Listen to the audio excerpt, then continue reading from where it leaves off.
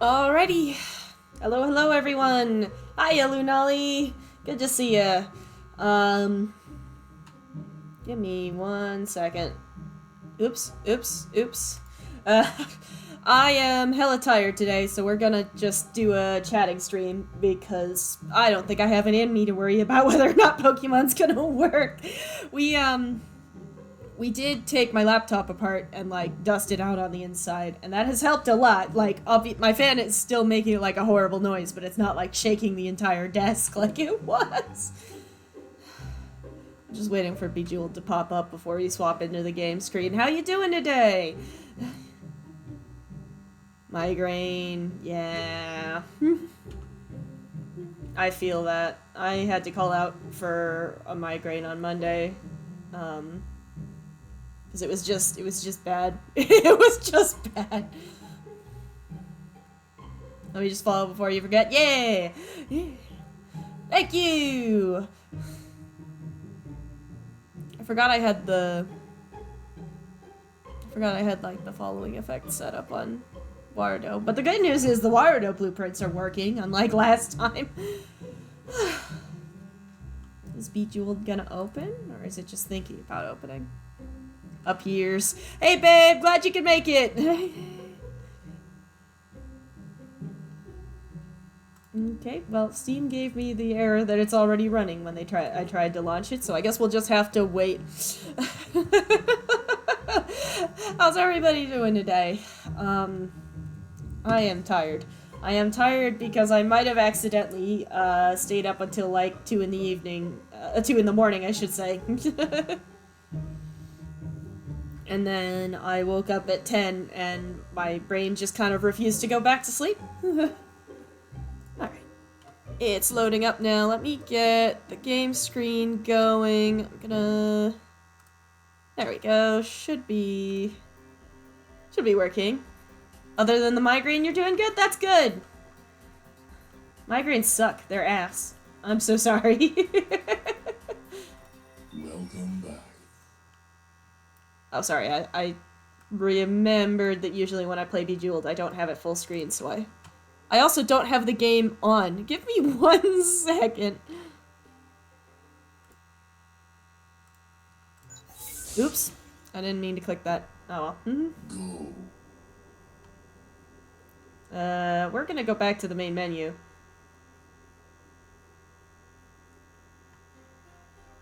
There we go. Okay.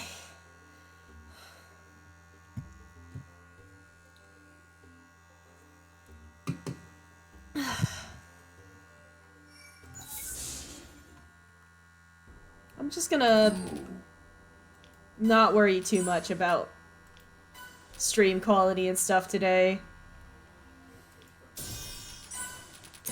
Well, and I mean, you say it was your fault, but also, I was the one who was like, I'm gonna sit here and... that low buzz is probably the sound of my laptop fan. Considering the noise it's been making. Like, there's not really a better place to put my microphone on the desk, and so I fear it is capturing some of that horrible fan noise.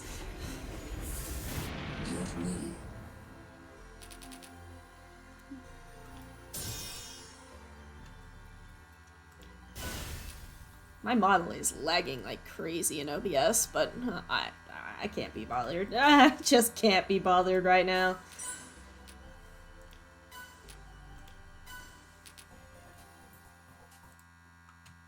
Just make sure that everything that's supposed to be full screen is still working. There we go.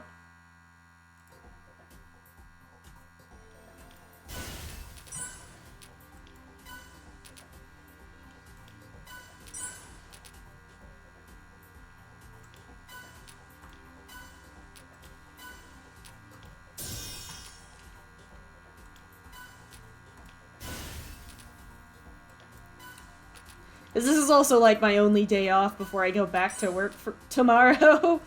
And then, like, I think I have a couple days off in the weekend. I'm not really sure.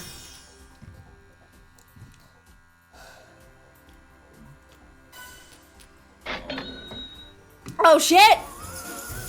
Hell yeah! Thank you so much for the contribution! Oh, hell yeah! Thank you so much for the contribution!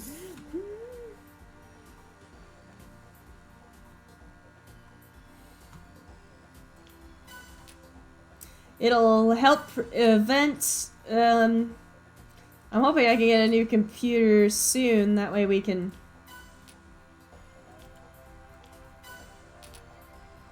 Yeah! Howdy, Prism Kid! Whew. Ah! I've been bonked. Good thing there's nothing in there.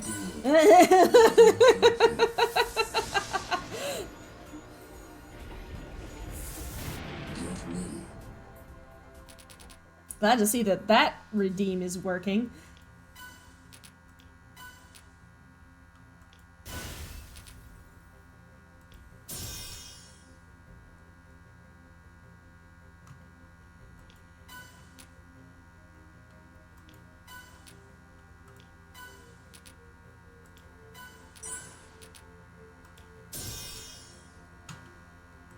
Despite the general sort of lagging that the model is experiencing.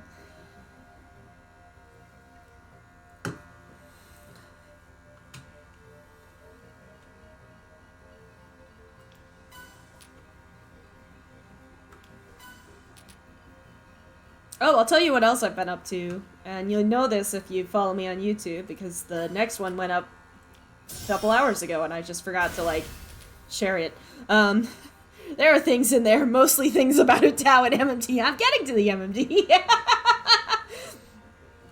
I've been making a lot of MMD shorts for my YouTube channel, because if my computer actually, like, gets to the point where I can't stream, or can't stream reliably, I want to still be making something.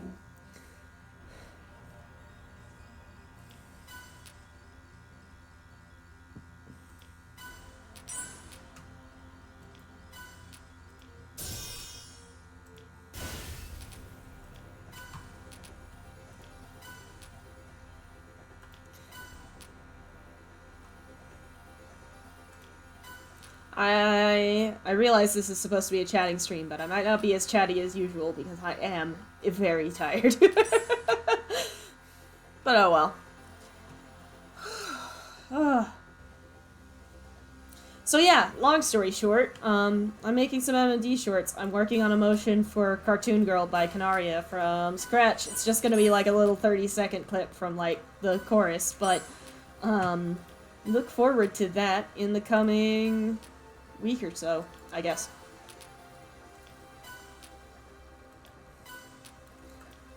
I'm trying to like actually use my YouTube channel for something besides just like exporting VODs and then forgetting about it.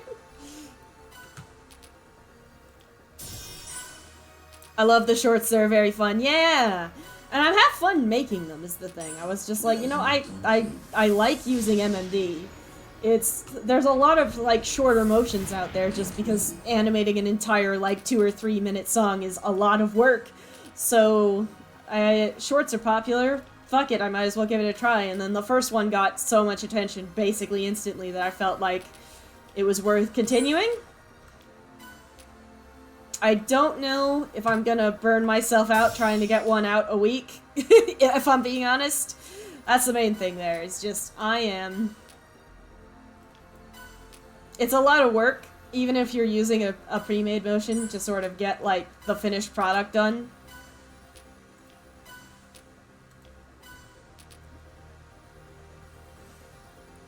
Jordan's definition of having fun includes complaining to me for 20 minutes. Yeah, so he's,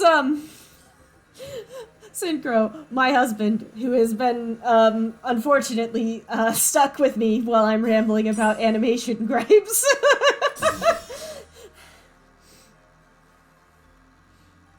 That's a fair, yeah. But, like, I had this idea, right? I had this idea to sort of trace the original PV, because the original PV for Cartoon Girl is fairly animated, you know? And so I thought, you know, I can make this look good with a 3D model without it having to be, like... Because I'm not super good at, like, making motions from scratch. I don't have a lot of practice, and it's so... fidgety, I guess is the right word. It's so hard to get it to look nice. There's a lot of, like, minute adjustments to interpolation curves and things like that, and MMD does not... Oh, well, okay. MMD does have undos and redos, but they don't work all the time, or they only work for certain things, and it's kind of a nightmare, actually, to animate by hand in MMD. But I figure since I have a 3D model, I have experience with, like, using raycast and stuff. I can't get past level 2 in Bejeweled.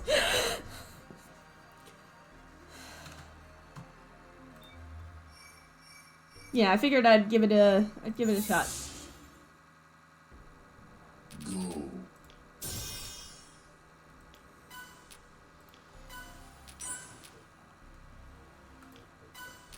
Excellent. I'm very excited to see how it goes. Yeah! It's gonna be great. It's gonna take a lot of work, and I'm probably gonna be griping about it to my husband for the next several days, so be ready for that, but... Because I was also, you know, Kid already knows this, and Mike already knows this, but, like, special, like, behind-the-scenes, peek for people watching the stream and watching the VOD back. I finished the short for Static by Flavor Foley several days ago. It's scheduled for next week, Saturday. So it's not on YouTube yet, but Kid's seen it because I put it in the Discord server that we have. The little, like, friends Discord server that we have. And so... the thing about that motion is that the person who made it, instead of, like, exporting the motion data like a normal person, they gave out their project file with instructions on how to, like, insert the correct, like, models and accessories when you open it, because when you open MMD, it looks for the source files, which obviously aren't going to be there if you're on a different, computer from the person who made the project file. And so what I had to do was basically load in their project file with the model that they used, export the motion data from there, and then restart my new project with the raycast materials and stuff added in. After, like, you know, running the motion through VMD, Sizer, and whatever else. It was an actual pain in the ass. Was it worth it for, like, a 30-second animation? Probably. But, like, oh boy. I was griping about that one.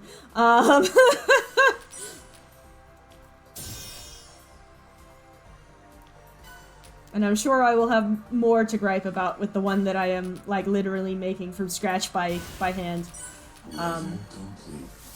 Motion tracing the animation in the original PV for the song, and then... Whew.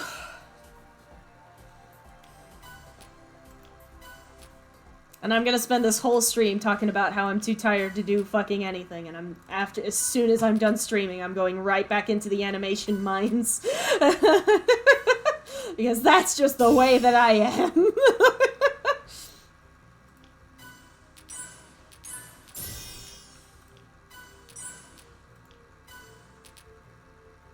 That's also why I need to finish. That's so relatable, though. Yeah!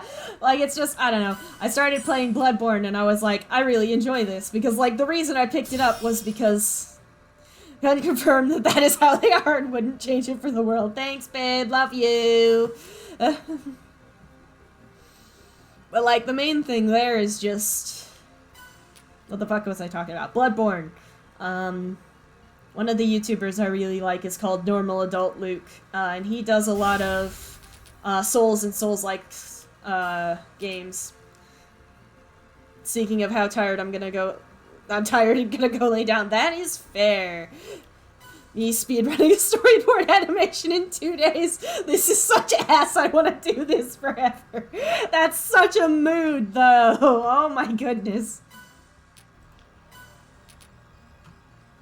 Speaking of, and you don't have to do it right now this instant, but there's a couple very funny sort of like meme-y MMD motions out there for bits involving multiple people, so if you wouldn't mind sending me the Vroid project for Solani and Lunali so that I can maybe make some squad memes in the future.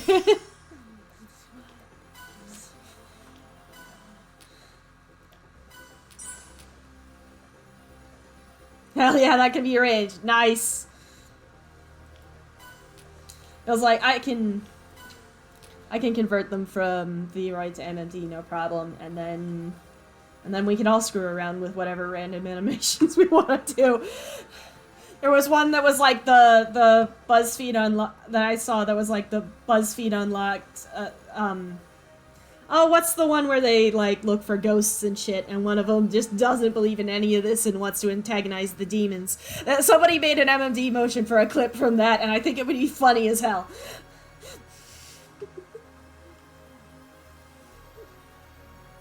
Unsolved, that's it. BuzzFeed Unsolved.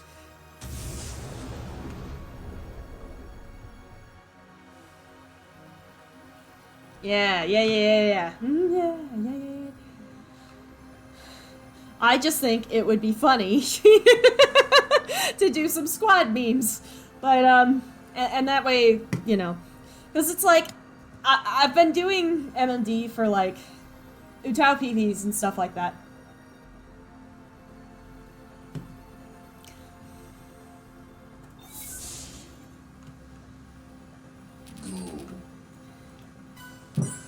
But like, I'm trying to think of songs that would be... I'm not just covering, like...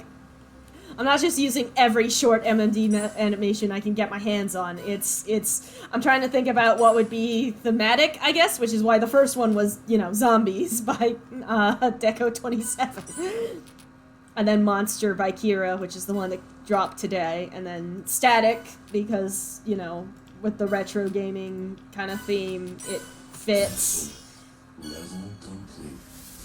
I'm also wanting to maybe make And a Tau voice bank that's associated with the VTuber instead of just using my regular Taus, even though I very much could do that. Yeah, I thought they were very on theme. Yeah. And that's also why I kind of picked Cartoon Girl, sort of playing on that nostalgic, cartoony stuff.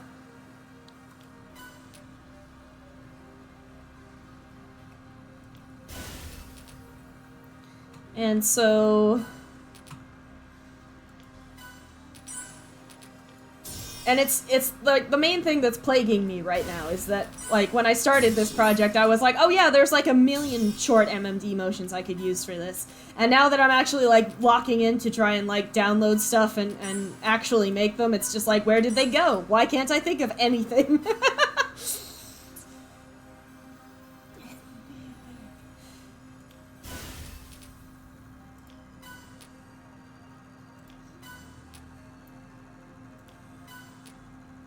So I'm kind of been, like, combing through the archives and stuff. That's so relatable. If I think of anything, I'll let you know for sure. Yeah, for sure. For sure.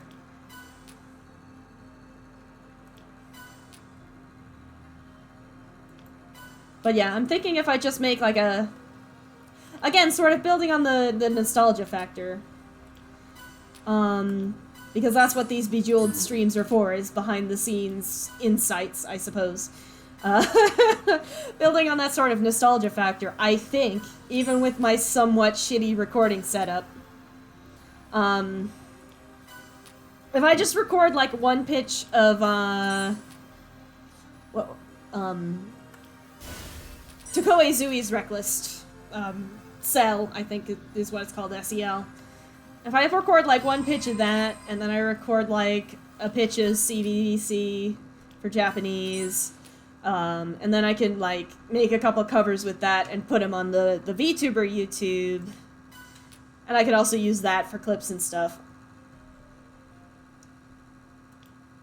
Because basically, I'm trying to think of stuff I can do with my computer. Hi, Zagger! Glad you can make it!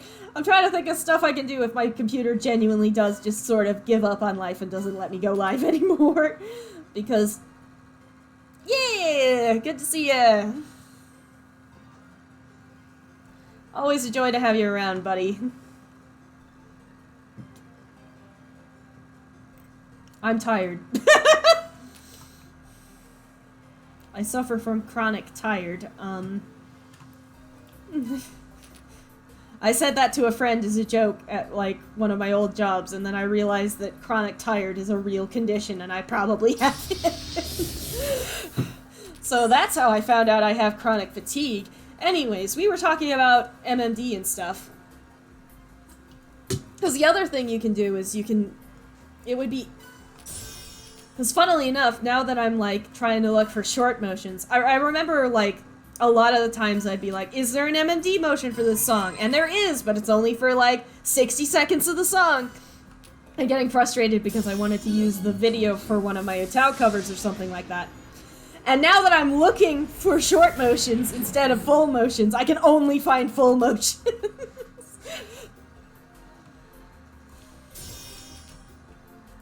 But what I'm thinking is, if I can make an Otao cover, use the MMD motion for the full song, then I can make an edited short from that MMD video that links back to the full video. Which also reminds me, I need to go through my frickin' VODs. Because there's actually a feature with YouTube Shorts where you can link it to one of your main videos. So I need to go through the clips that I've exported as shorts to YouTube and link them back to the VOD that clip came from. The problem is I don't actually remember which one it was. So I have to, like, comb through hours of VODs to try and figure it out. As is tradition, I'm at work, so I'll be semi-lurking. You'll always be a legend in Jaggerville. Thank you! Enjoy your lurking. Have a good day at work, too. Which also reminds me, next week I'm probably going to have to stream in the middle of the week, because they have me on They have me tomorrow on Sunday, and then they also have me on next week, Saturday. The good news is, I'm not as completely dead inside after I get off work now that I actually have decent work shoes. I don't even remember. It was, basically I cashed in my birthday present from my husband a little bit early because I knew I needed new shoes. And if you're on your feet all day working a job, you need, and I mean need, good tennis shoes. And I don't just mean like tennis shoes, I mean good tennis shoes. I also high-key recommend, and this is not sponsored, but I high-key recommend getting the Dr. Scholl's insoles. The ones that are branded for work, like, just buy the ones that are for whichever, like, shoe size you buy, and trim them down and put them in there. They are a lifesaver.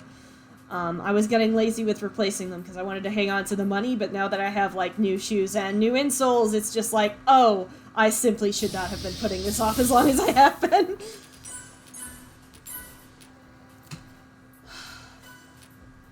I'm trying to remember what, like, the shoes were. It was Skechers work branded something. I don't know. Level complete. Again, not sponsored, but if Skechers is listening, I'll plug your shoes.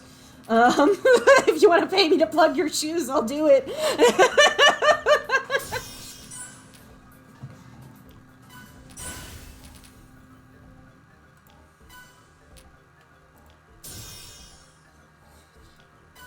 Because, like, the thing is, if you're on your feet for 6 to 8 hours, you're gonna hurt no matter what.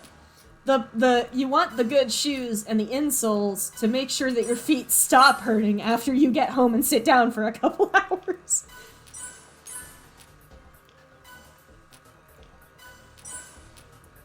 It's about stamina recovery. It's like that shield in Dark Souls that makes your stamina recovery faster. You need it.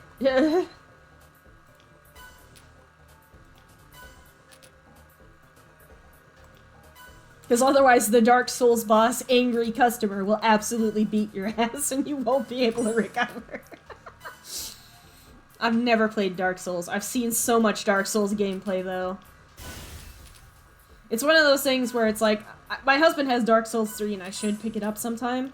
I did pick up Bloodborne for like a little bit, and I was enjoying it. I was getting into the vibe. I beat Father Gascoigne after several attempts, because he kept, like, planting my ass in the ground with his giant, axe. But anyways, the thing is, though, it requires a lot of intense sort of mental focus, to be able to sort of lock in and keep your timing and stuff like that. And so there's a very definitive window in which I can actually play, Bloodborne. And so if I miss that window, or if I'm too tired that day, it's just not gonna happen. Because, like, every time I turned it on, I noticed that, like, for the first 30 minutes or so, I'm playing like ass, because I'm rusty and I need to get, like, the muscle memory back on. And then I'll be, like, doing some really good, just, like, peak Bloodborne gameplay for, like, an hour and a half. And then it just drops off very quickly and suddenly because I'm tired. And I can't focus on what I'm doing anymore.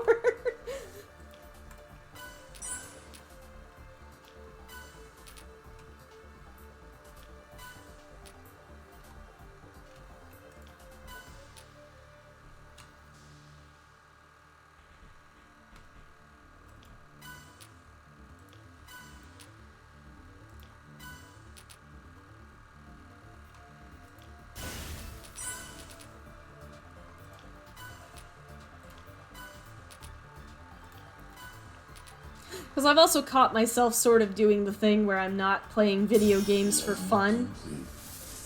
I'm only, like, playing them when I stream and stuff like that, and it's not a great way to be.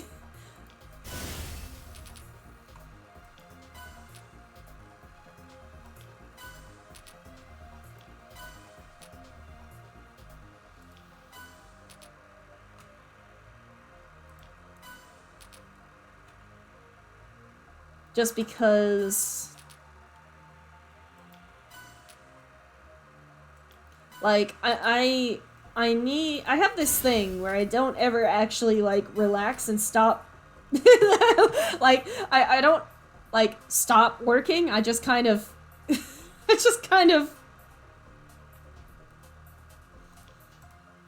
Like, I get home from work, and then I engage in my hobbies, which is, like, more work, and then I try to go to bed, and my brain simply will not turn off. Have to put laundry in the wash, see you in a bit. No problem.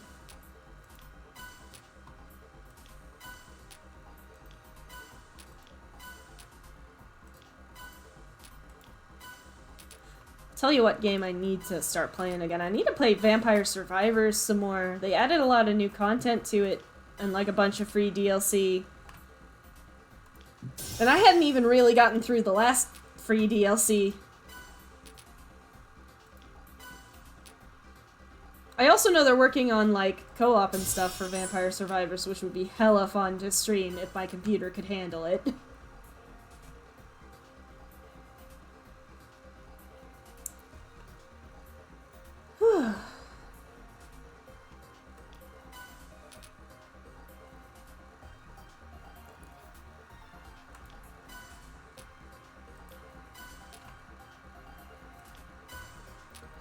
Like, the main reason, like, speaking of the shorts and stuff, the main reason that I'm not, like, using TikTok or whatever like a lot of VTubers do is just that I can't... I know I'm not gonna be able to make enough content to keep a TikTok alive. They expect so much from you, and if...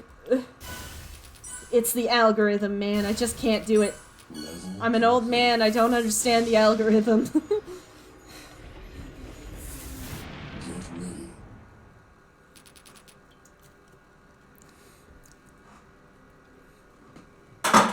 Well, and I talked about this a little bit last week, which is just the fact that short-form content annoys me, so I don't engage with it. So I'm not really sure what I would make as short-form content. Which is how I sort of got into the MMD motions and stuff like that, was because, like, I already knew that that would be an easy enough thing to make into a short, even if it's not necessarily the most algorithmically optimized content. There's a place to start, at least. And, you know, fingers crossed I'll be able to get, like, a new and good computer soon. I'll tell you what is exciting. I am applying for a pharmacy tech license so that I can train to be a pharmacy tech. Instead of just being a clerk, which is what I'm doing now, which is basically just being a glorified cashier. Like, it's definitely better than being a regular cashier at the grocery store, but it's not... Like, being a tech pays so much better. And so, like, that's the main thing, is just being a tech, it comes with, like, an entire $1 for a raise.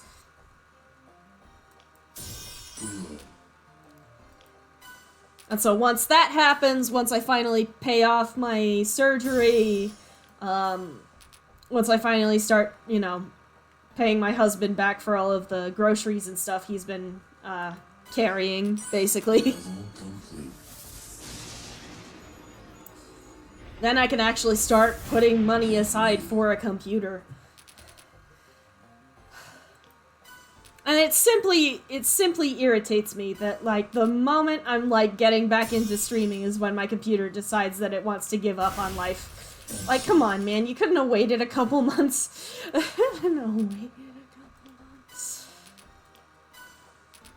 Like, I was actually doing really good with streaming regularly, and then my computer was like, what if I explode? And it's like, don't do that.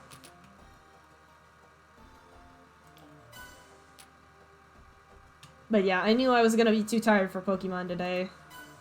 Which is kind of a shame, because I wanted to see if it would actually, like, work when I was live.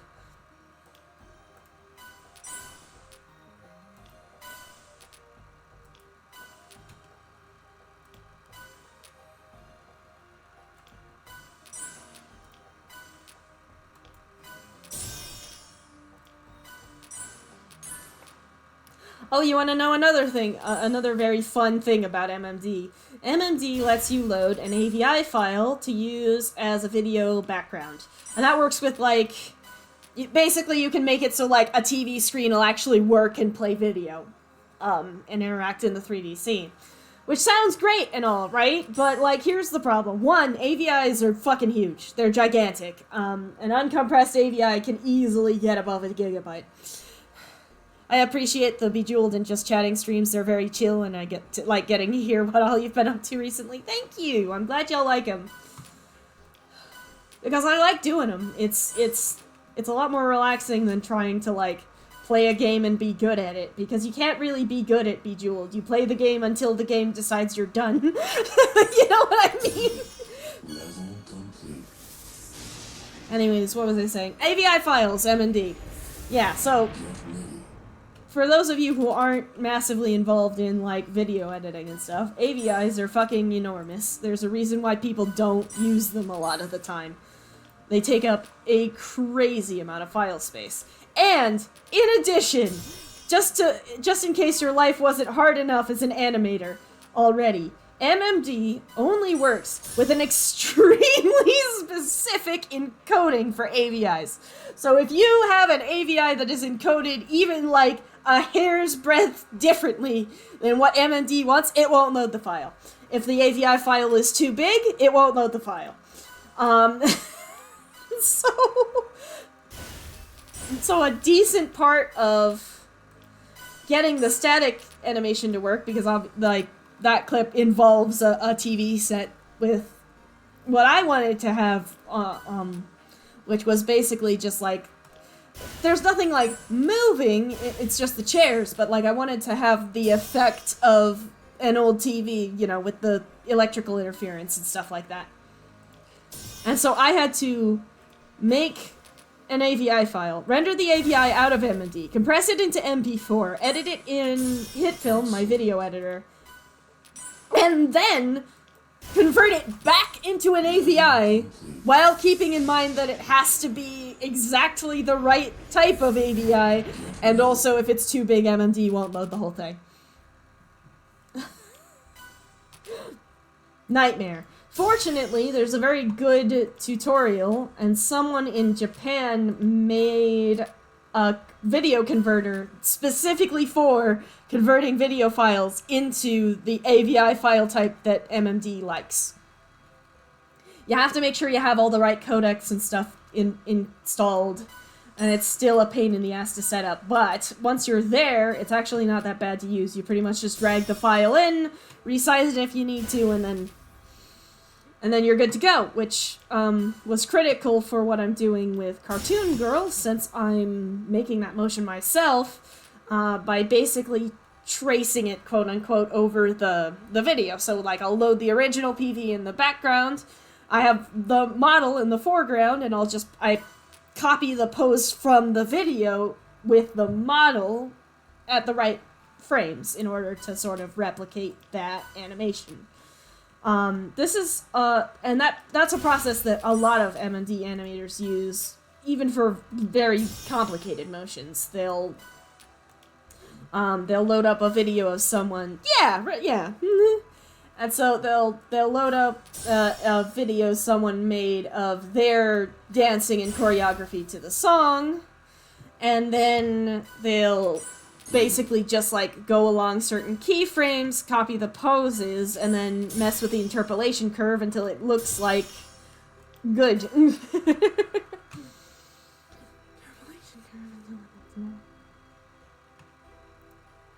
And I have tried my hand at animating from scratch in MMD before, but that was years ago, and I'm not, I'm very out of practice. So I felt like something small and relatively simple would be a good way to sort of try and get back into it, I guess. That's the other thing I might do today. I might just see if I can't record that Utao voice bank, just so that I can kind of get something to test. Because the main thing about growth as a VTuber is the fact that Twitch's discovery is ass. There is no discovery on Twitch. If you're just streaming into the void, people aren't gonna find you. I used to make camera data a long time ago, but I never released any of them, so they're all lost media. Yeah! Camera motions, now camera motions are I can do because it's not, it's a lot less complicated to make the camera motion look normal than it is to make a person moving look normal. Humans are such complicated creatures, and creating animations that look normal is so hard.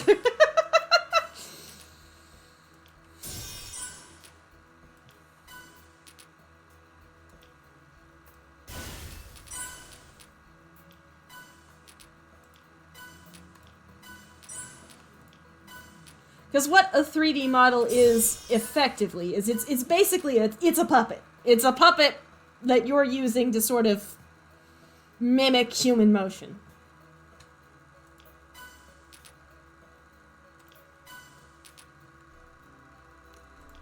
And getting a puppet not to look frightening and uncanny is very difficult.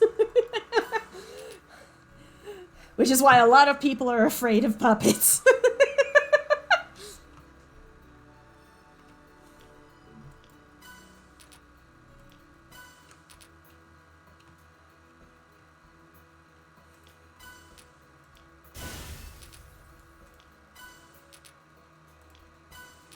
And that's also why a lot of sort of indie horror games kind of lean on having more amateurish animations. Because at the end of the day, there's a very frightening and uncanny effect to a model not quite being animated well that can't really be replicated intentionally. Does that make sense?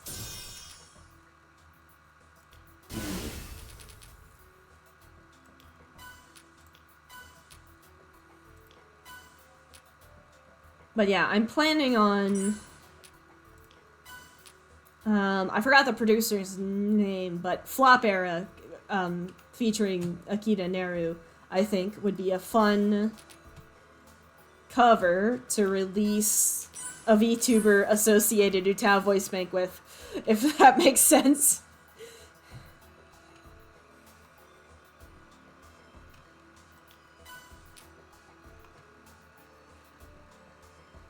Oh, yeah. Epion? I can't remember how to pronounce it. I literally went to their YouTube channel and they were like, this is how you pronounce my username. And I forgot. I'm so sorry. Level complete.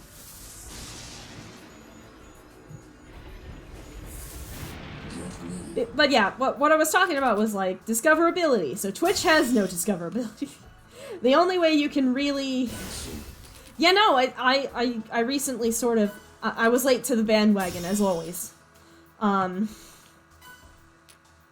I recently sort of, like, got into it, and I found it more catchy than I expected it to be. But yeah, so Twitch has basically no discoverability. If you want people to find you on Twitch, you have to make contact elsewhere and then link back to your Twitch so that people can actually know that you exist, because Twitch doesn't give a damn and they will not promote your channel. I was like,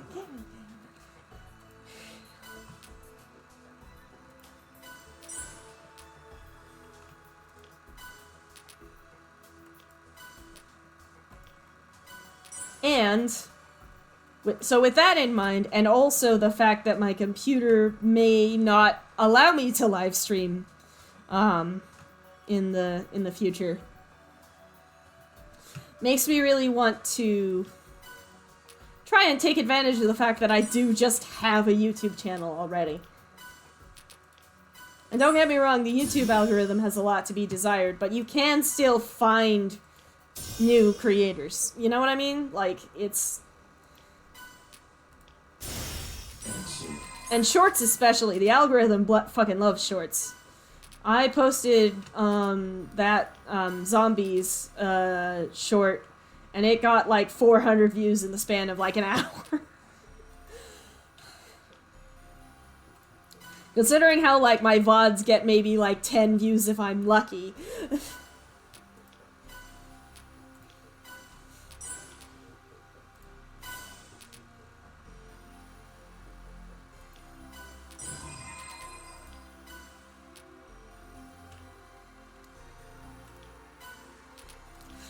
it's just like, I don't know, I'm not VTubing for the attention. I'm not even really doing it for the money because there is no money. I appreciate every sub and contribution and Ko-fi donation and things like that, but at the end of the day, it's not going to pay my bills.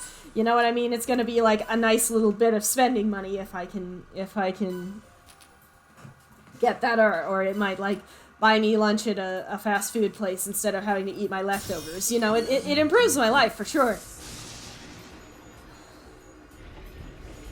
But at the same time, it's like, when you make content, or at the very least when I make content, I want to know that people are, like, seeing and enjoying it. Like, does that make sense? Ugh. I don't want it to sound like, oh, the subs don't do anything for me, because they do. They definitely do. Definitely subscribe. And I appreciate every donation, every thrown contribution. It's absolutely massive to me that you would give me your real life money. Surprise, motherfucker. Oh! Hi, Suki! Glad to see ya. But at the same time, people like to go, like, whenever someone's just like, oh, this video didn't do as well as I wanted it to, and then people love to be like, well, you shouldn't do it for the attention, and it's like, well, it's not about the attention. It's about the fact that I spent, like, 4 days trying to make this 30-second MMD motion. I kinda want someone to look at it, you know what I mean? I don't know. I kinda wanna know people can hear me, if that makes sense. Like, I'm spending a lot of time sort of shouting into the void and hoping that someone can hear me.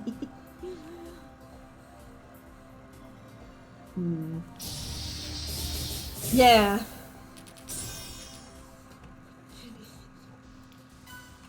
Because I feel like, I don't know, not to be an old man and go, well, back in my day, but like, in the olden days of the internet, you went online and you, like, talked to people and they talked back to you. It feels like the current state of social media and YouTube and things like that is just like, content creators put stuff out there and maybe it'll get likes. Which is fine, but it's really lonely, you know?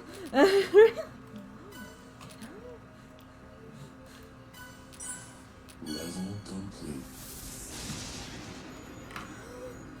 Like, that's why I enjoy live streaming, is because when people are hanging out in the chat and you're talking to them and they're talking to you, it feels a lot less like I'm just a 30-year-old weirdo, like, streaming to no one in my apartment. I think that's part of the reason why I don't post much online these days, besides the AI crap. I'd rather show the stuff I'm working on privately to my friends than post it publicly online. Yeah, because, like, when you show it privately to your friends are gonna go like, oh wow, an art! I love this art! Whereas when you post stuff publicly online, you get, like, 2 likes. And it's like, okay.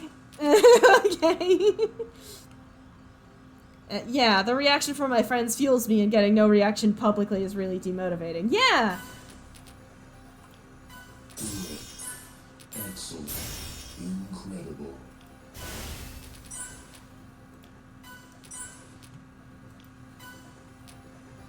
Well, like, obviously there's no shame in lurking, but, like, everybody's lurking? If that makes sense, like, the ecosystem balance between lurkers and commenters is not there anymore. It's not balanced. We're missing, I don't know.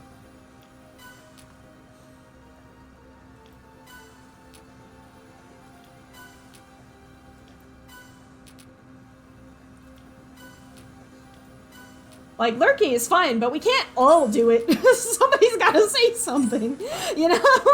Somebody.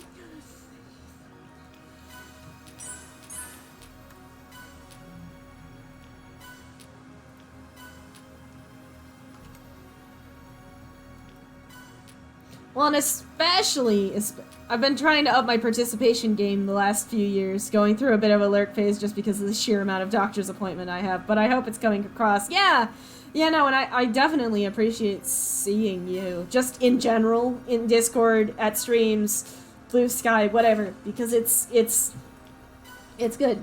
And like, I get it, you know? I am also very low on energy basically all of the time. We live in a very draining world right now. To say the least.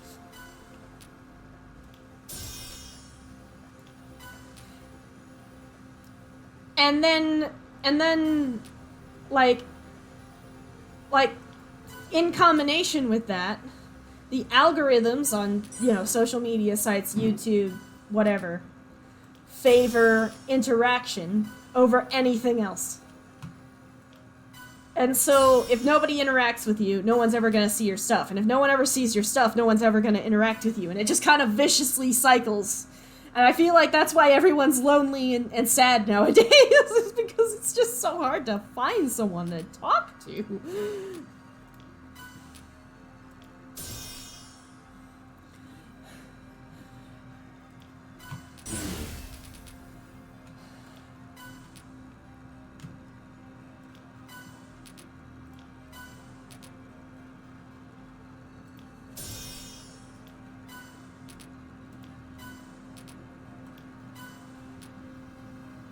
And that's also why I enjoyed streaming.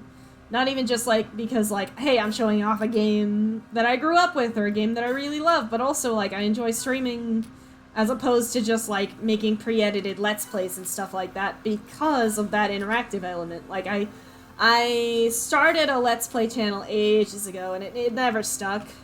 And my computer wasn't, hefty enough to really help, I guess. Not to get heavy into it, but that has been a big theme for me in therapy lately. Yeah, I can imagine, and honest, and also same. No more moves. A new high score.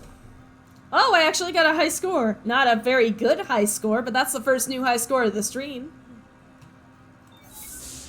Also, I'm very tired, so if I keep, like, losing my train of thought and not going back to the point that you were listening to me talk about, then I'm so sorry.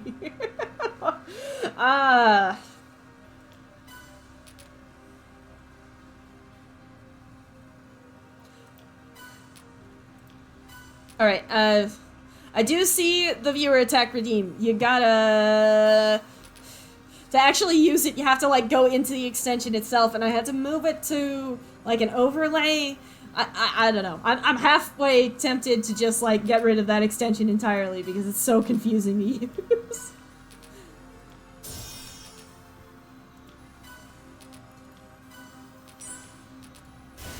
How hard would it have been for them to just make the point redeems happen automatically, genuinely? I don't know. Anyway.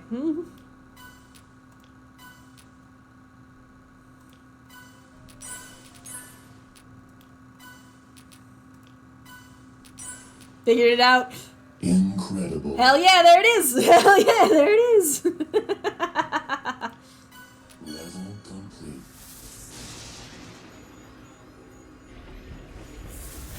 Get ready.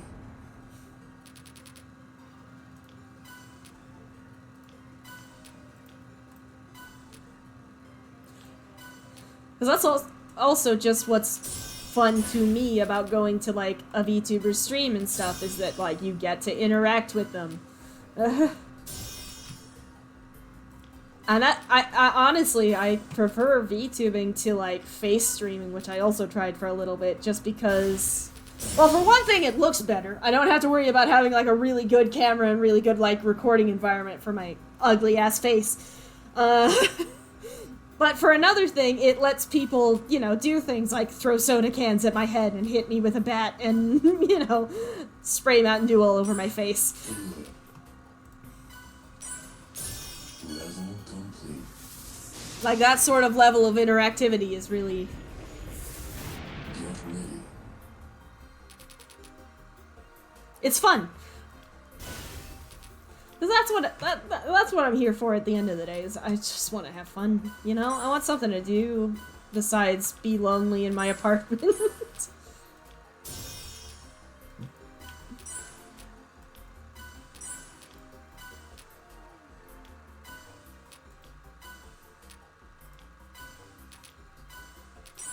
Yeah, connection, exactly. Connection and having fun, precisely. I couldn't have said it better myself.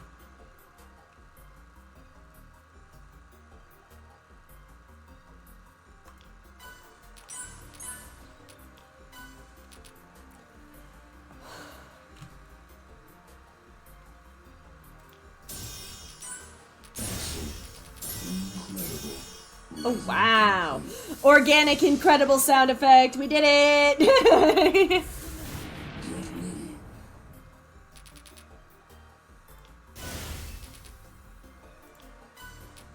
Well, and also part of it is just like, how much marketing can I do before I cringe myself out and like have to stop? Because that's what, like, you know, being quote unquote successful as a streamer is. It's marketing. And marketing is just inherently evil, and I hate it.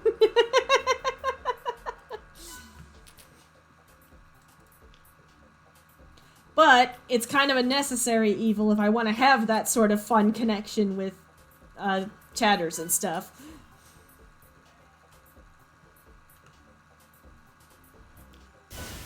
Excellent.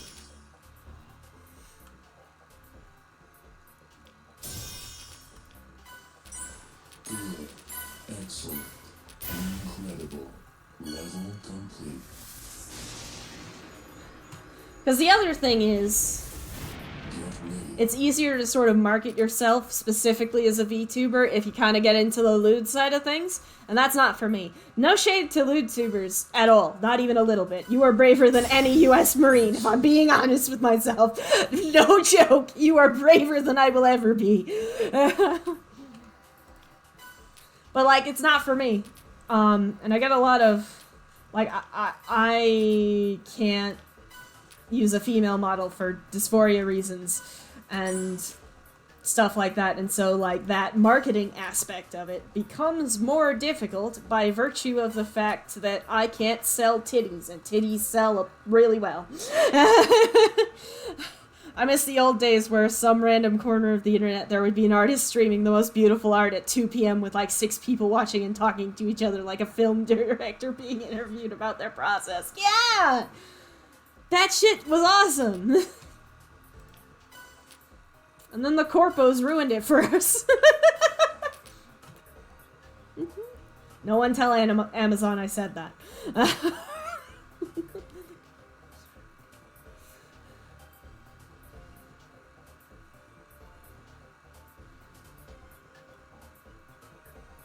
There's a move. I was like, I know I have at least one move or the game would have ended. There it is, yep. I was like, Bejeweled's gonna kill me. I didn't hear anything, yep. Go.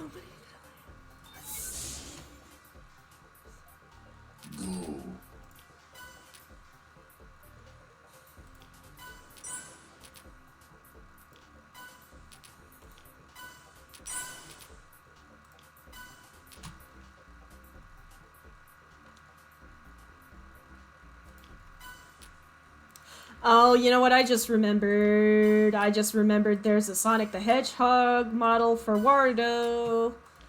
I know what I'm gonna do next year for April Fool's Day. It's gonna be Sonic time.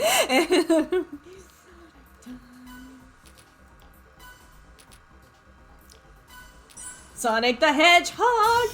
Because obviously April Fool's Day is a very fraught day for people with anxiety on the internet. But, like, I do like a little harmless joke, like what I did this year, which was just put an ostrich with a smoothie in the background and don't acknowledge it. Ostrich with a smoothie. But yeah, no, there's literally a Sonic the Hedgehog, and it's not an accessory, it's an actual model that you can, like, rig to your face. I gotta be Sonic. I gotta be Sonic. I did add the ostrich with the smoothie as a... Yeah, I like the harmless festivities. The actual pranks I'm not a fan of. Exactly. Exactly. Level complete. Like, unfortunately, some people have to be mean about it and ruin it for everyone.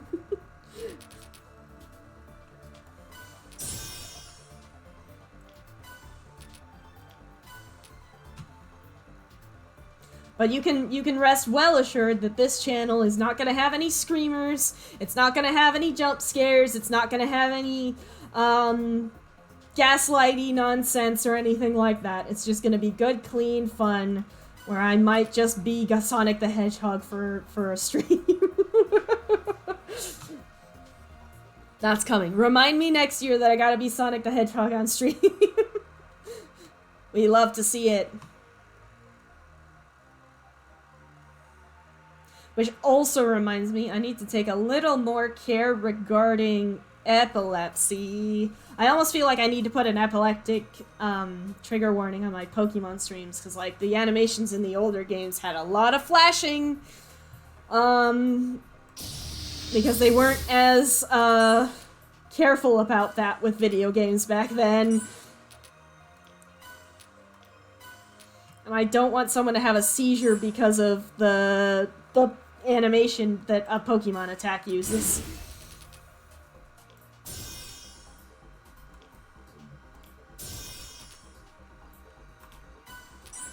That's sort of the risk, I guess, with streaming a retro game. They don't have a lot of the modern conveniences, and like, so you know, you risk like problematic writing and epilepsy warnings that aren't there, and arachnophobia and stuff like that.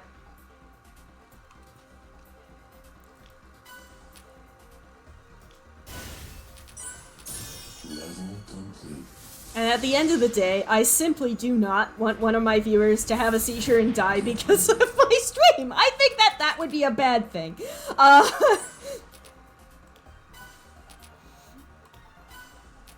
Like, that's what it really comes down to.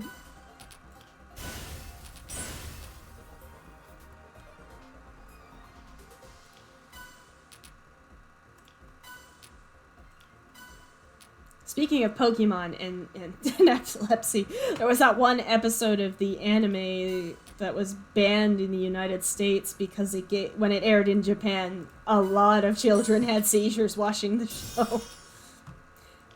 Fun fact, that's why Porygon and the evolutionary family of Porygon never appeared in the anime ever again. It wasn't even Porygon's attack, it was Pikachu's attack!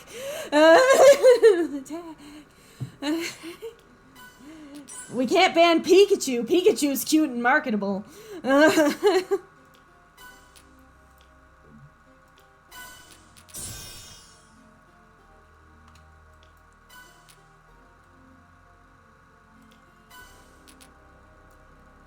Porygon is a favorite, and it's so cool. That's why I really want to get Porygon in our Pokemon Yellow playthrough, just because it's a cool as hell Pokemon. And it raises so many questions about, like, what a Pokemon is physically that have no answers.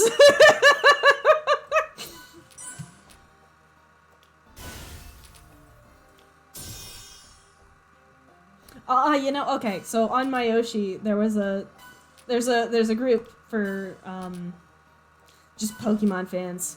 Dude, what came first, the Voltorb or the Pokeball? That's what I'm saying!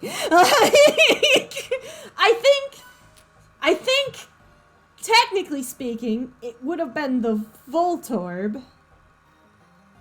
Because Pokeballs came from apricorns, and apricorn Pokeballs don't look quite the same. But, like, the fact that there's more than one Pokemon, because, Fungus, the mushroom Pokemon that looks like a Pokeball? There's more than one Pokemon that coincidentally looks like a Pokeball. You want to talk about Pokemon that raise questions that don't have answers. And I mean, obviously, the real world answer is that they wanted to put traps disguised as items in the game to screw with players. And so when Gen 5 came out and they decided not to bring back any of the older Pokemon, they had to make a new Pokemon to be that sort of trap that looks like a Pokeball but isn't. The in-universe explanation, I'm gonna have to check Bulbapedia for that one. I don't know if there is an in-universe explanation. Well, and especially playing the Gen 1 games again, you can tell they weren't really expecting it to take off because the references to the real world in Pokemon Yellow. Lieutenant Surge is ex-US military. You want to talk about questions that don't have answers.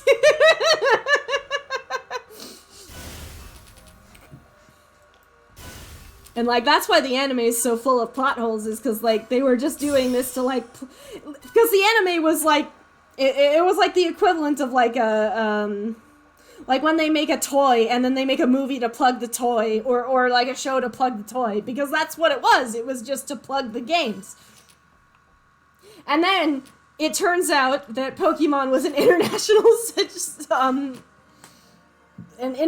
success. And they actually, like, are expected to be good now.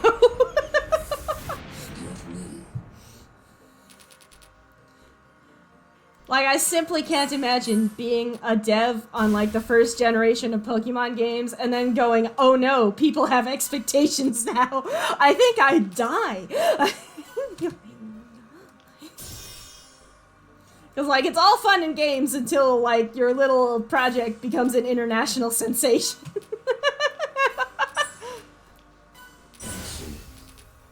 Like, oh, we'll make a little, like, RPG where, like, you catch and tame monsters and then have them fight other monsters and you gotta collect them all. That'll be fun. Oh no. Oh god. Oh, what have we done?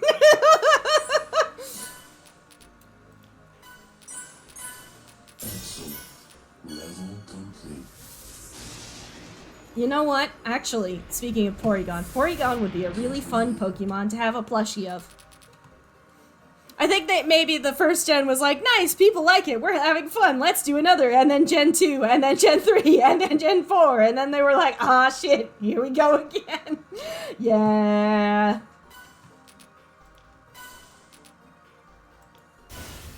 God, I just... And speaking of, like, newer Pokemon games, I want Wind and Waves to be good. God, I want it to be good. After Scarlet and Violet, I don't hold out much hope, but, like, please. Don't hurt me again. I'm not strong enough.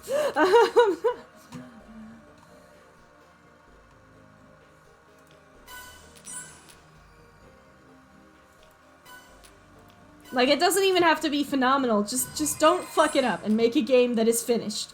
Like, if you could just finish the game before you publish the game. That's all I need. That's all I want.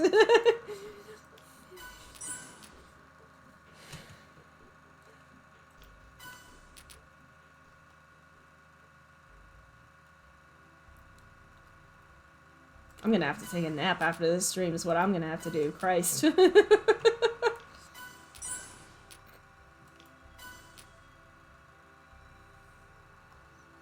But yeah, I will say, my computer fan was still kind of making the noise. You know, my computer fan was still kind of making the noise, but it's not as loud as it was. Hopefully, fingers crossed, next stream, we'll be able to do Pokemon and we'll be able to do it with the actual game audio in the background. That's all I want. Because my husband bought... Basically, my husband bought a little, like, electronics repair kit. Because one of his PS5 controllers, the D-pad stopped working. And he wanted to fix it. And he was like, is it okay that we use this Amazon gift card that we got as like a joint Christmas gift from a family member for that? And I was like, yeah, sure, because like it helps both of us if we're able to sort of open electronics and dust them out. And so he did surgery on my laptop today before stream. Just to, like, you know, dust it out with one of those air can dusters.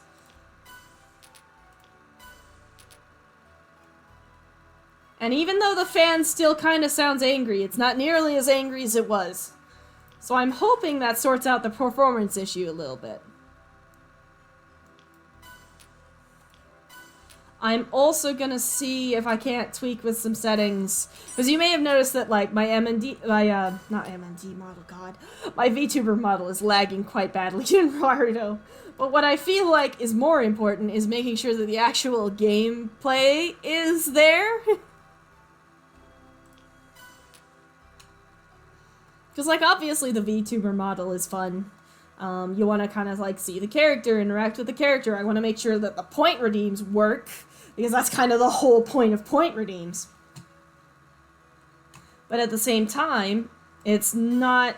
If my face is running at 5 frames a second, that's a lot more bearable than the actual gameplay running at 5 frames a second. You know what I mean?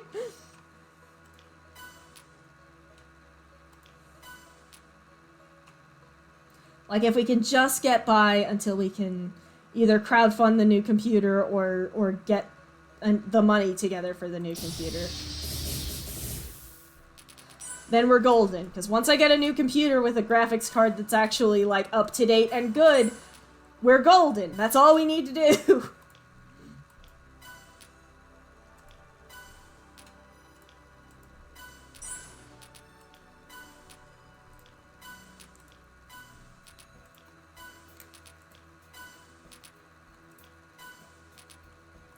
Oh, and speaking of frickin' MMD motions for YouTube Shorts, a lot of the motions I'm finding are a couple of years old. And you can tell they were made before Shorts really took off as a format, because they're all, you know, still the normal horizontal aspect ratio. AKA the correct way, in my opinion, but I digress. So, even if I'm using a pre-made MMD motion, in addition to adjusting it so that it fits the model to avoid what weirdness I can, I mean, MMD animation is always going to look a little bit janky, because MMD just looks a little bit janky. Which is part of the charm for me. In addition to making the MMD motion work for my VTuber model, I also have to edit the camera motion so that the model is actually on screen, because the screen is only like this 2 inches freaking wide.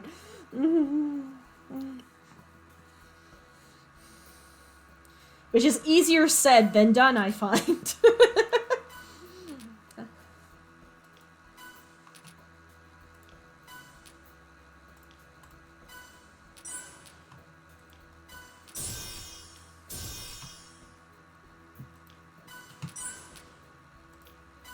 Because I mentioned the tool VMD sizing earlier,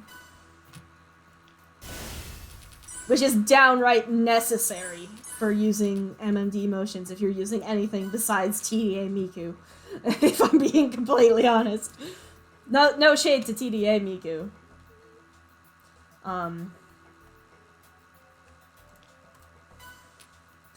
But, like, if your model has different proportions, you need, and I mean need, VMD sizing to make the motion look normal. And it's a really great tool. It's not flawless, but it saves so much effort in, like, trying to make a motion fit. And it has a tool that adjusts the camera motion for models of different heights, which is, again, a lifesaver. But it doesn't help me when I'm trying to convert a camera motion that was made for a horizontal aspect ratio into a camera motion that works with a vertical aspect ratio.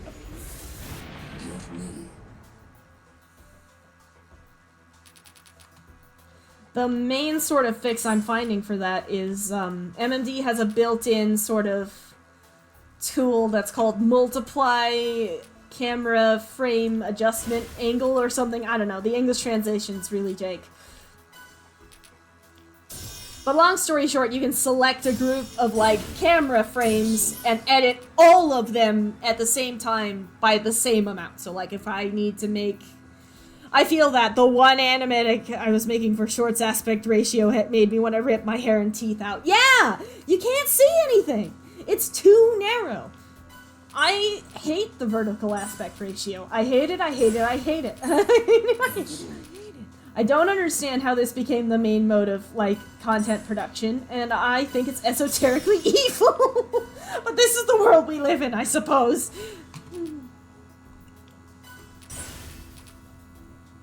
Because, like, you really can't do anything interesting, because if you pan the camera, like, a little bit, you're gonna lose the entire model.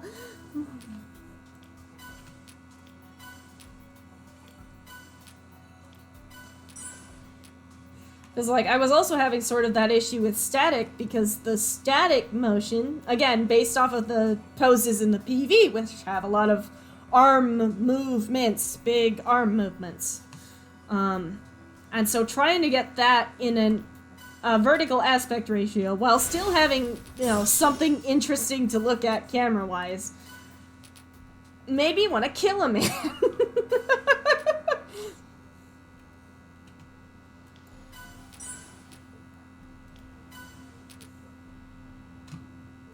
Don't even get me started on the camera for the monster short that dropped today, because fuck me, dude.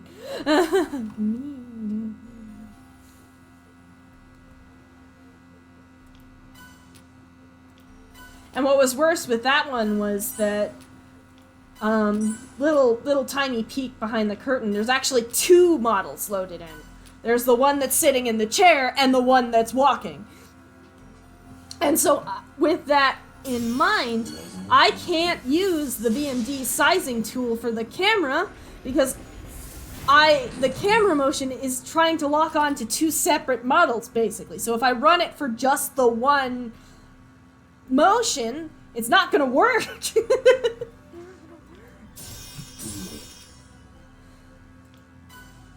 It's also worth noting that the VMD sizing program is only in Japanese. There's no English translation.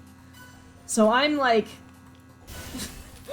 using Yandex image translator and screen caps to try and muddle my way through using this extremely useful and vital program for making M&D animations.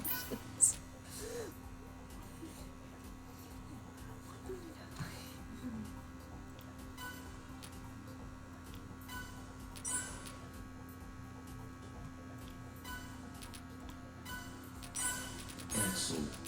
Incredible. Level complete.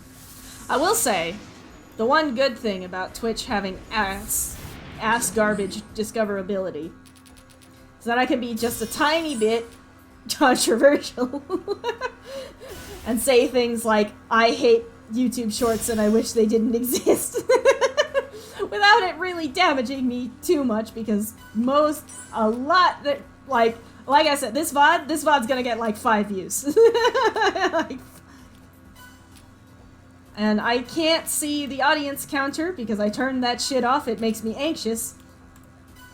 But I can't imagine it's any higher than like 3 right now.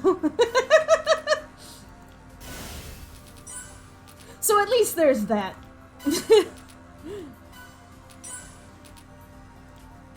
Like there's an aspect of comfort to no one's gonna see this. I suppose.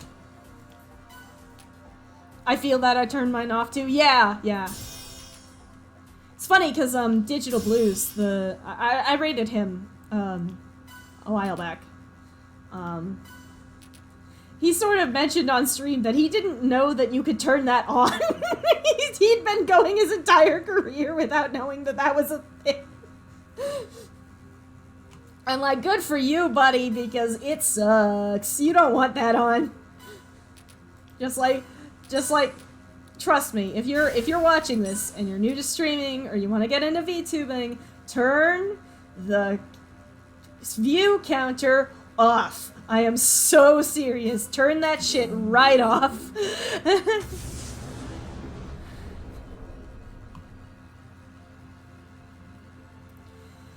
Whew, I need to stretch. And I need to go to the bathroom. So I think we're gonna have a quick break, and I will be right back with you folks.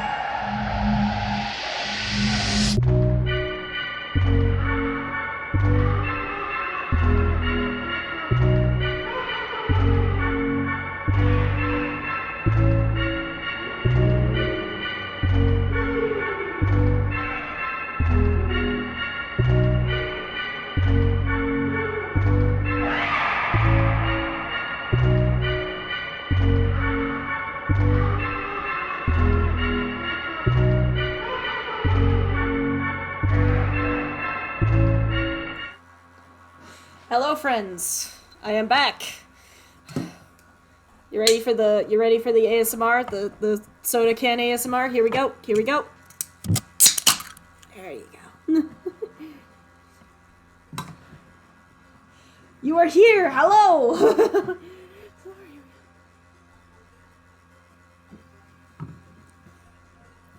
I made a couple of my notification, like my alert sounds, soda can.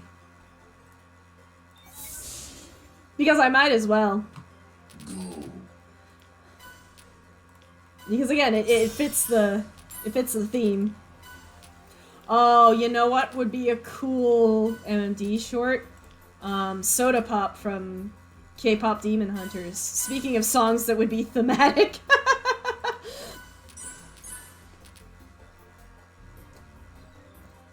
I'm also greatly enjoying making the MMD shorts because it's letting me live my drag king dreams. I don't know. I was meant to be an entertainer. I think the world just got in the way. Level complete.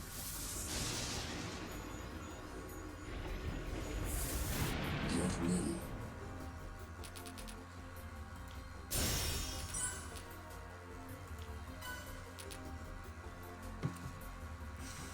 I was thinking when I got up, I was thinking about food. Specifically, I was thinking about the fact that it's summer and we have a charcoal grill now because our apartment has a little, like, back patio. It's not much to look at, but it's great for hanging out with friends in a space that's not too cramped. And again, we can now cook burgers with fire. And let me tell you, I made some bomb-ass hamburgers on that thing. You just can't beat the flavor of rock. You know what I mean? Like, there's just something about that smoky charcoal flavor that is unbeatable.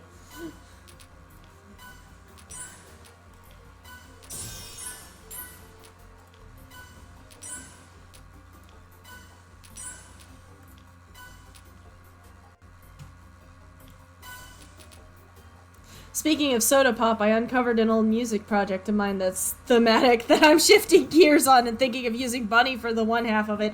Do it! Do it! I'm so excited. Oh my god. Every time anyone uses Bunny for anything, it makes me want to explode. I'm so... in a good way. In a great way. Positive. I want to explode, brackets, positive.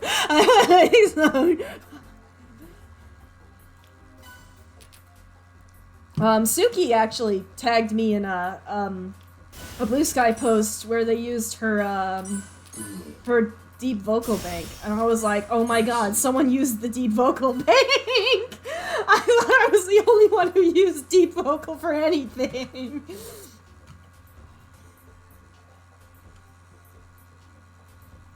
I'm sort of, because like the thing is, right, deep vocal was cool for like a year, maybe, like maximum.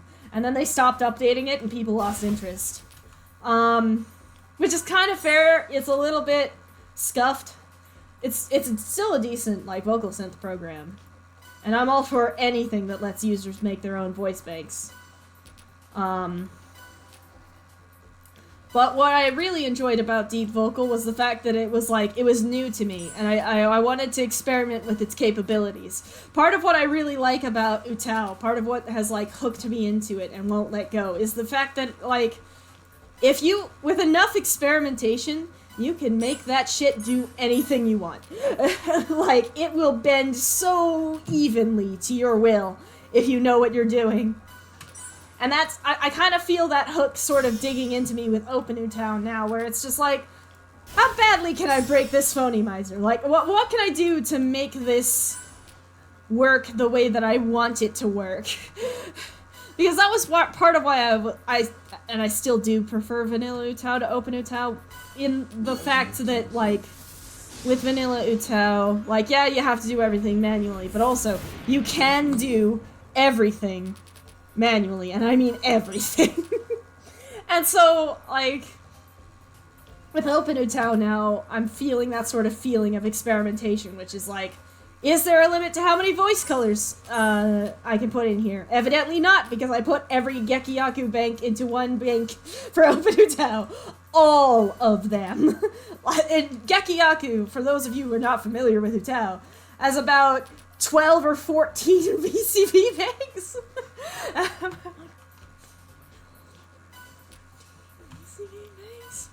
And now what's got its hooks into me is that I discovered the phonemizer, the Japanese CVC and VCV phonemizer, which is based off of Presamp for vanilla UTAU.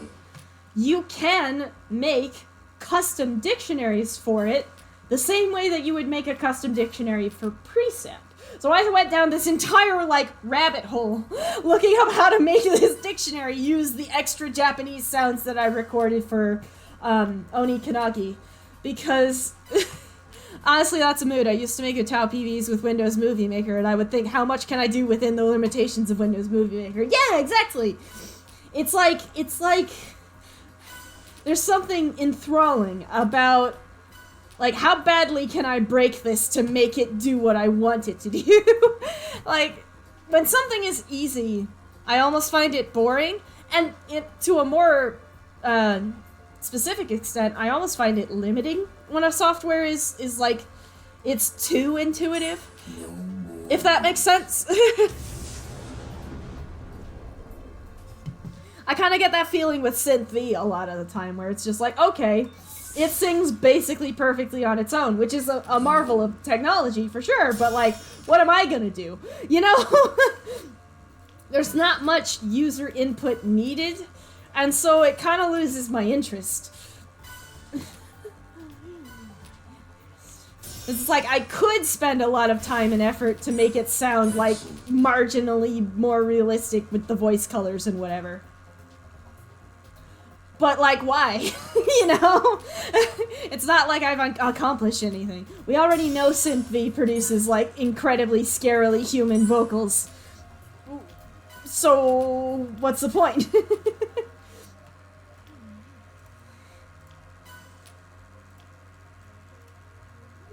Me using HitFilm to make my storyboards and animatics. Yeah! Yeah. I think that's what's getting to me about MMD, which is anyone can use a super expensive, super fancy 3D animation software to make an animation that looks really good. But can you make an animation that looks really good with a free software from 2001 and every mod in the world in Raycast? That's what I'm interested to find out.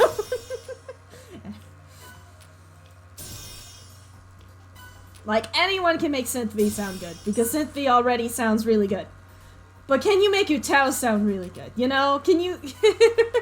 And UTAU can do things that SynthV can't.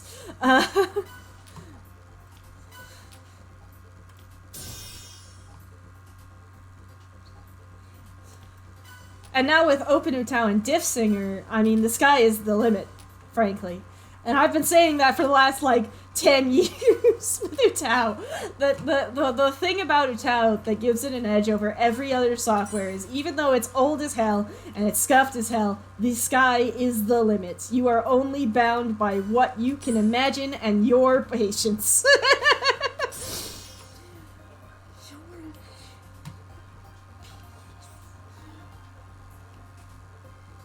Because, I remember, and I know I've said this on stream before, but I remember when I bought Vocaloid feeling frustrated that I couldn't make it sound as good as I could have made it sound if it was UTAU. I can't, Gumi's V3 English Bank is, it's very popular and beloved. It's definitely the best non-native English voice bank there is for Vocaloid, at least pre-Vocaloid 6. But it has a lot of problems. It has a lot of weird glottal stops in places that there shouldn't be glottal stops. Sometimes the timing sounds off, or the pronunciation is a little strange. And I remember thinking to myself, because that was the first Vocaloid voice bank I ever used, I remember thinking to myself, if I could just open the Odo, I could fix this. But I can't. And that's frustrating.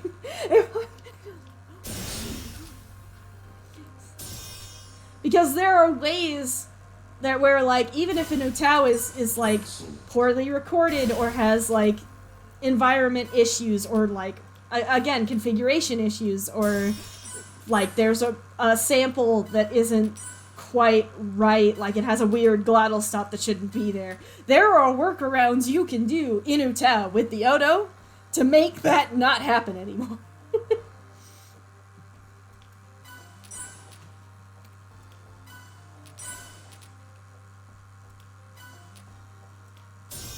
Level complete. Whereas with Vocaloid, if the configuration sounds funny, you're fucked, basically.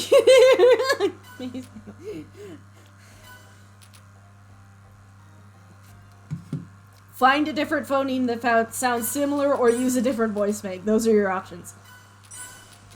And it's also worth noting that Vocaloid didn't even add tuning until not even Vocaloid 6 at launch. It was Vocaloid 6.3, I think, that let you actually draw pitch bends the normal way, the way that Utao let you edit pitch bends in 2008. Like, I think it needs to be said that I still believe Utao and OpenUtao have the most intuitive pitch bending system out of any vocal synth in the entire world. Like, Deep Vocal is great, you can draw pitch bends in Deep Vocal. Voice Sona, you can draw pitch bends in Voice Sona. But the point adjusting system in Utao can't be beat because you can just make an even curve. And in OpenUtao, it's even better because you don't even have to add the control point. You can just click to create a control point and drag it in the same motion. Literally the most intuitive tuning system in the entire world. And I will die on that hill.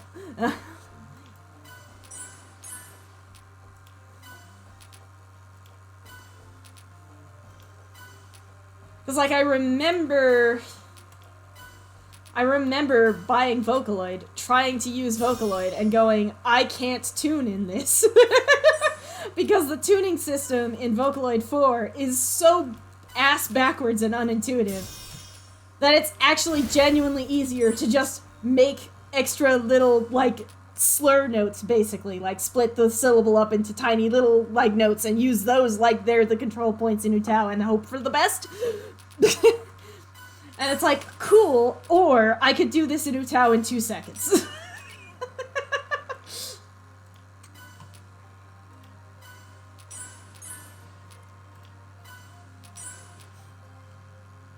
And, like, Synth V is really good for making really realistic human vocals, but it's really bad if you want it to sound auto-tuned. There's not really an easy way to get, like, an auto-tuned sound out of Synth V.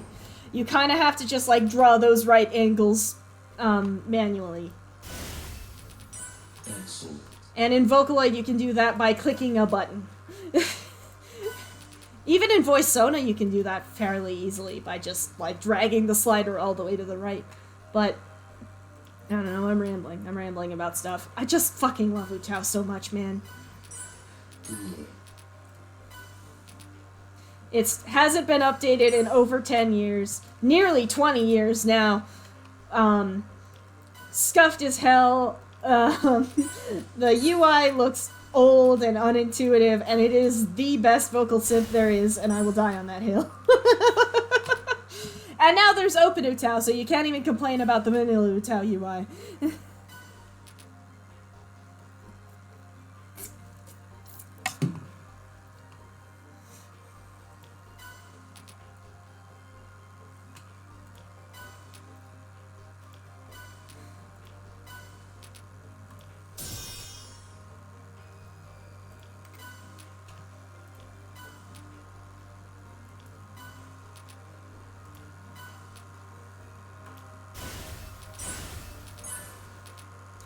And even in, like, obviously I still use vanilla Utao most of the time just because I'm old-fashioned and I'm stuck in my ways.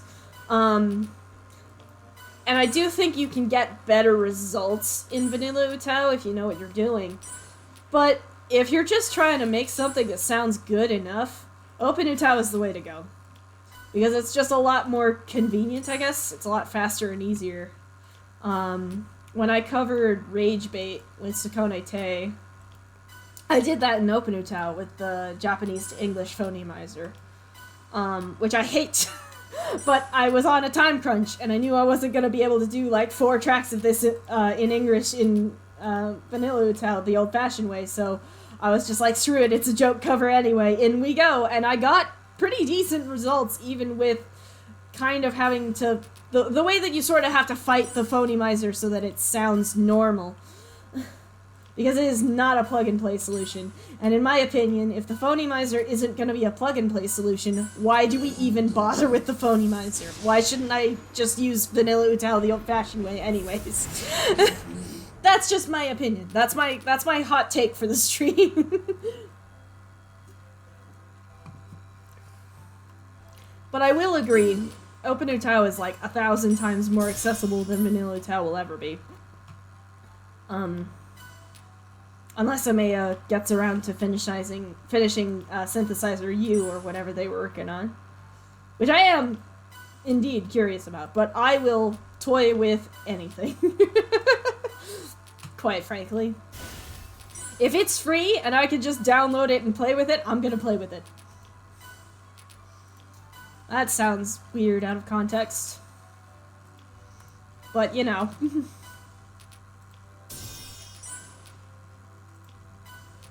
Well, and the thing is, back when I first started streaming here as Jordan Undead, I was really paranoid about, like, keeping the identities separate and, like, oh, I can't let anyone know who I am in the vocal synth sphere because, like, reputations and... it's stupid. I'm simply too employed to give a shit about that right now. Like, at this point in my life, I just can't afford to care. I am simply too broke to care about that right now. And I'm never using Twitter again. Period. The end. My Twitter account exists so that I can log into Bullroll, because you can't log into Bullroll without, like, a Twitter account or something similar.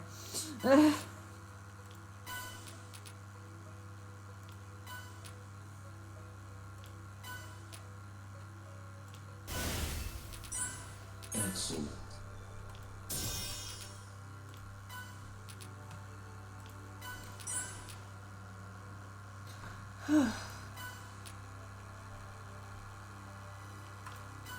We're definitely getting towards the end of the stream now. I can feel myself flagging a little bit. But thanks for sticking it out for me, guys.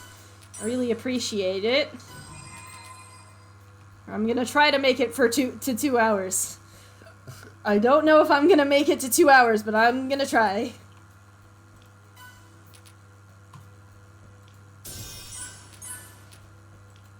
And then I'm gonna pull out my phone and see if we can't raid somebody.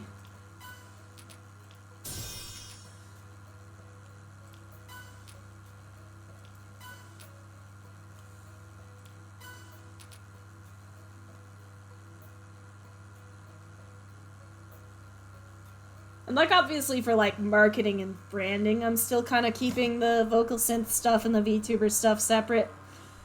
But I don't mind if they touch, I guess is what I'm getting at. I don't mind if people know that I am both of those people. Like, that both of those people are the same people. Does that make sense? I think the game's gonna kick me out any second now, frankly, but...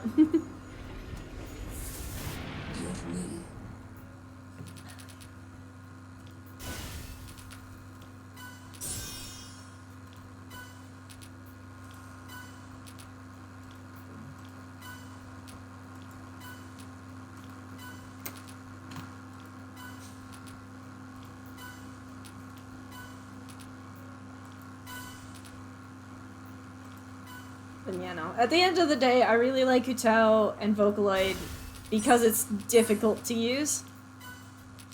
Like, it's challenging and that keeps me engaged. Synthvie is not challenging to use, so it doesn't hold my attention as much unless I really want, like, a specific character for this cover.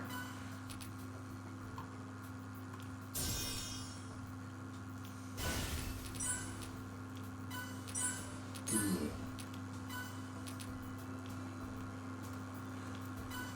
Also, thank you guys so very much for being willing to sit here for 2 hours and listen to me ramble about whatever bullshit comes into my head.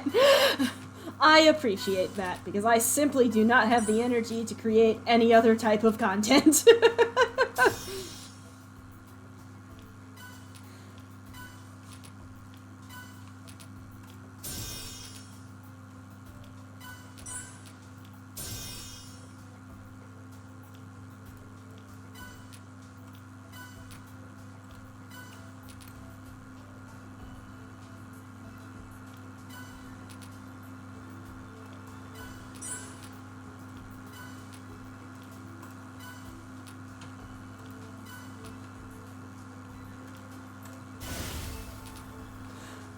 Oh, I remember what I was gonna mention this earlier when I was talking about, like, adjusting camera motions and stuff like that. The thing is, my computer can handle MMD and raycast, but it lags so badly. It plays the video at about 15 to 20 frames a second when I preview it in MMD, which is fine. It's good enough for me to sort of get the sense of, like, how the lighting and stuff looks.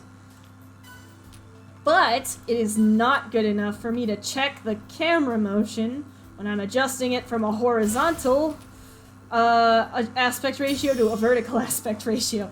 So what I had to do for both Monster and Static, I had to make a separate project file without any of the raycast shaders or anything like that, just to adjust to the camera motion and then export that camera motion and import it back into the main project.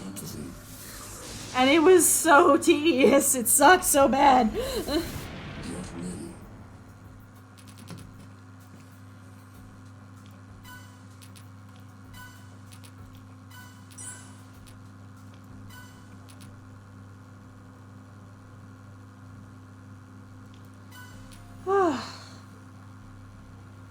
It does appear as though my motion tracking has completely given up, but that is fine.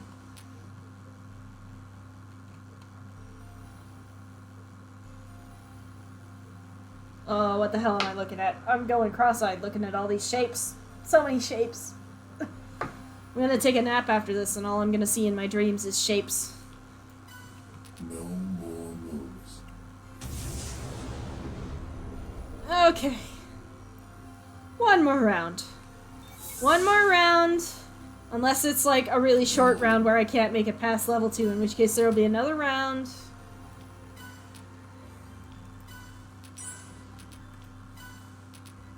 One more for the road, exactly. Exactly. And then hopefully next stream we'll be back in Pokemon Yellow.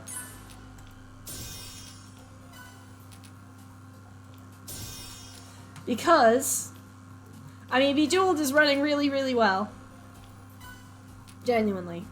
I don't think RetroArch takes that much more processing power for a Game Boy game from 1990. Surely. Surely the Game Boy game will be able to run at this rate. Even with the model, like, not entirely working or tracking, because that's... It's fine. It's literally fine if the model doesn't track. Is what I'm gonna continue to tell myself so that I'll stop being mean to me in my brain.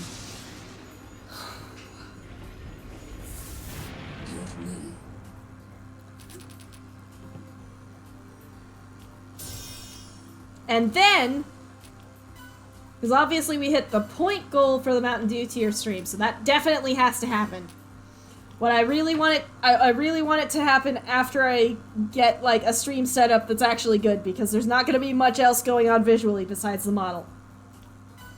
And the tier list, obviously. I don't really have a good way... There's a VTuber I follow on Blue Sky. I think her name is Gloop Queen. She did a charity stream where she tried a bunch of, like, fucked up flavored jelly beans, like ranch and whatever else, you know. The jelly beans they make that are fucked up flavors. But she had a really cool setup where she, like, basically took a photo of her table, green screened out the background so that she could use her model, and then wore, like, green screen gloves and used, like, masks and things so that it would look like her model was picking up the jelly bean and trying it. And, like, it wasn't perfect. You could still kind of see the outlines of the gloves underneath it, but it was easy enough to ignore, and that was a sick-ass setup. Unfortunately, I do not have the money or the time or the resources to create that kind of setup for the Mountain Dew taste test. But there is something that I am so desperately needing to try on stream. And it's... what are they calling it? I don't even know what they're calling it. But I saw it at the grocery store the other day. It's like dirty Mountain Dew. It's like cream soda flavored Mountain Dew. And that sounds horrific. So obviously I've got to taste it on stream. I might have to make sure I can buy a case before it, like, you know, goes out of season or anything like that. Although I don't think the grocery store will go out of stock before that shit expires. Because again, one of the most vile things I have ever heard of. And I like Mountain Dew, which is already kind of a vile flavor. Excellent. Like, you want to talk about vile and unholy man-made affronts to God. Mountain Dew is up there. You can't even buy that shit in Europe a lot of the time. You can't even...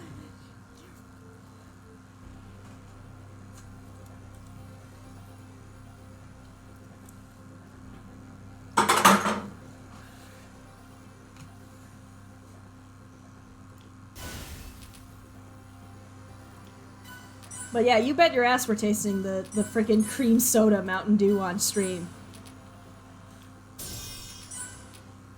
And I want to do that. I think after we get the Mountain Dew tier list out of the way, we should... the next community point goal is gonna be for, like, alternate costumes and stuff with V-Royd. I blew up my hypercube! No! Rip. Okay.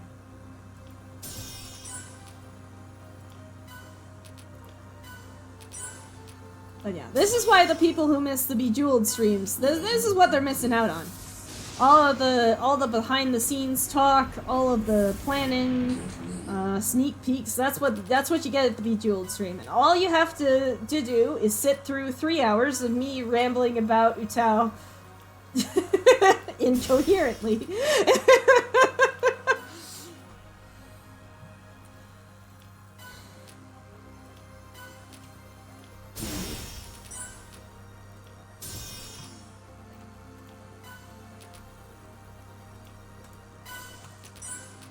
I'm also wondering if I should try streaming later in the evening. If only because then there might be more people to raid.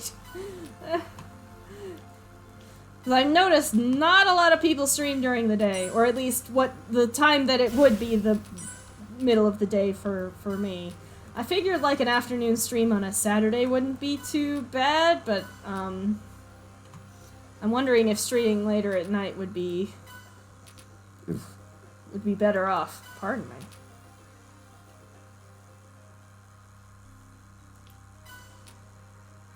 Every once in a while I look over at OBS and I panic for a second because it doesn't look like it's still live. But the reason why I think that is because I'm looking at the recording button, not the live button. Because I don't record these streams at the same time. That would simply not. That would be too much. That would be too much for poor old laptop. Once again, Bejeweled has done the thing where I'm like, this is gonna be the last game, and then it's like, do you want to play 17 levels of Bejeweled?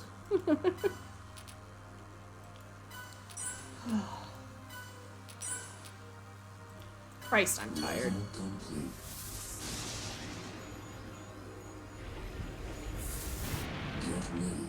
But yeah, no, at the very least, we're gonna have like the tier list pulled up. I'm gonna have my Mountain Dew flavors. I'm gonna put the current flavor on screen, probably just like as an image of the logo.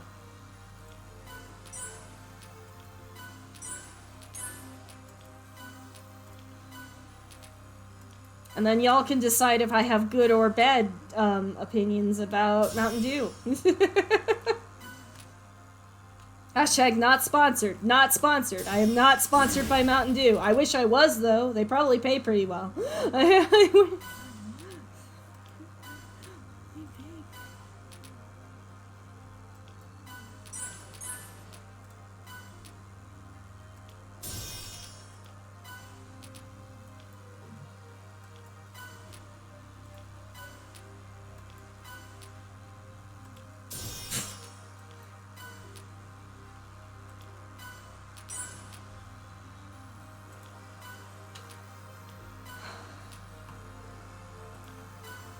Like, I literally just downed an entire can of, well, Mountain Dew. And it's not helping. I am still flagging very, very much. I am partially looking forward to the nap and partially nervous about what caffeine-induced fever dreams I'm about to have.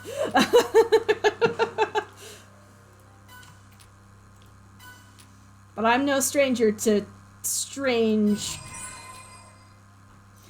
And, I'm no stranger to strange dreams, let's put it that way, so... Level complete. I had a dream recently where I invented a... There was, like... I was reading about a board game that doesn't exist in real life. Obviously, it existed in the dream, and I was, like, super excited about it. I was, like, funding the Kickstarter for this board game so that I could get a copy. Because it was cheaper to fund the Kickstarter than it would be to buy the game when it was done. And then, like, as I was waking up, but still half dreaming, I remembered that bit of the dream, and then I went, wait, that doesn't exist. Aw, man, because I was really excited for, like, playing this board game. I don't even remember what it was about. It was, like, some kind of cooperative social deduction thing. I don't know. It was, like, a blend of every board game in the entire world. Because I also watch a lot of board game YouTubers. For the same reason that I like to watch Let's Plays and stuff. It's just fun to watch people play a game and chatter.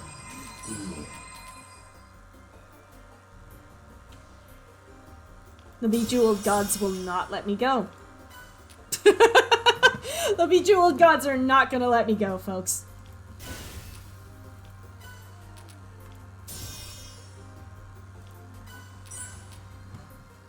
Oh, you know what? I just realized. The little tripod that my microphone rests on, I think if it touches the computer, the vibrations from the fan get louder. I'm sorry. I'll have to try and see what I can do to prevent it from moving too close.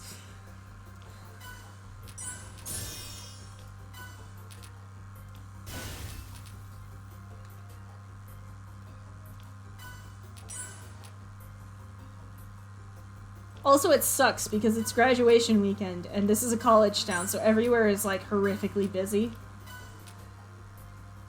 Like, I cannot believe... Because, like, I work at a pharmacy, right? I cannot believe we managed to close the drive-thru on time yesterday. Because I just, like... basically how it works is we rotate... Like, the techs and the clerks kind of rotate, like, stations every, like, 2 hours, just to make sure that people don't get burned out by having to do the same thing for the entire shift. And so, like, I was closing, I was on the closing 2 hours for the drive-thru, and I did not move in those 2 hours. I got, like, a maximum of, like, 60 seconds. I got, like, a maximum of 60 seconds away from customers.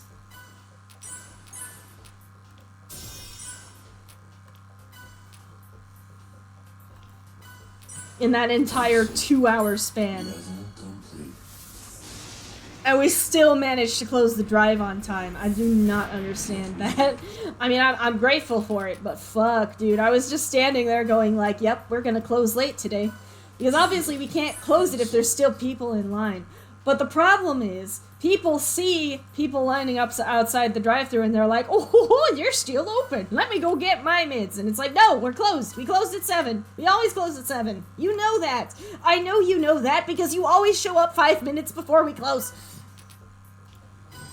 Sorry. Customer service frustrations, what can you say?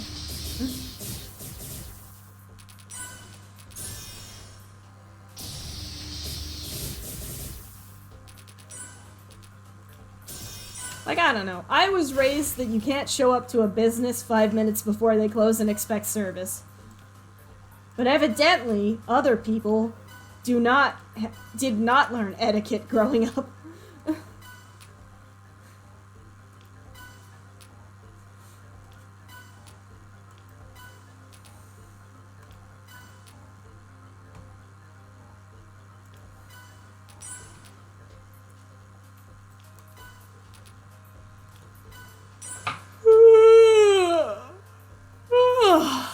gosh.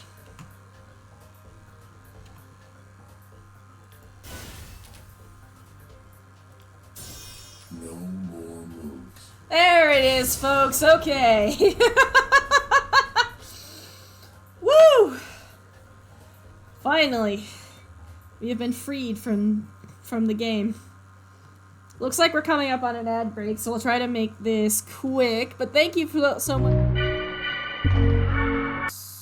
I grabbed the wrong screen. I'm sorry. Thank you so much for coming, everybody. It was very fun. I enjoyed chattering with you guys. I hope you enjoyed my sleep-deprived ramblings. I am gonna take a quick peek at Twitch just to see if there's anyone on that we can raid. I usually pull up Twitch on my phone. As stated previously, my computer is not very reliable when it comes to these things. Thanks to you for stream. It was fun for listening and talking. Thank you! I'm glad that you could join us. Alright, I'm gonna be honest. I don't have the energy for a raid right now. But it was fun streaming. I'm glad that y'all came, and I will see you all next time. Bye-bye!